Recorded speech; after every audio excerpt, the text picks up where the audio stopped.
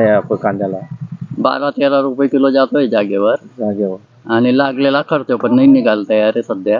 हं. सरकारच्या कांदा निर्यात बंदीमुळे शेतकऱ्यांना फटका बसतोय त्याचा. लागलेला खर्च पण नाही निघत आहे. कमीत कमी 1 लाख रुपये जवळपास खर्च झाले. 50-60 हजार रुपयाचा कांदा येतोय. बरं. त्याच्यात शेतकऱ्यांचं फार काही नुकसान आहे एकदम. आता हा जो कांदा आहे आपला आडावत मार्केटला लिलाव होतो का आपला शेतात व्यापारी येतो घ्यायला? शेती सौदे होत आहे इथं. शिवार खरेदी होते. हं? हा, शेती सौदे होते. शेतातच सौदा होऊन शेतातच माप वगैरे होतं. मार्केट वगैरे बंद आहे. मार्केटमध्ये लिलाव झाला पाहिजे का?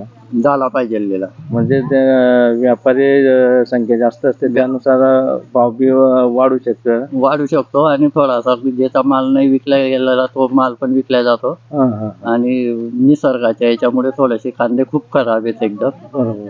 हे अवकाळी पाऊस आणि ढगाळ वातावरण त्याच्यामुळे बी फटका बसला असेल. त्याच्यामुळेच फटका बसला.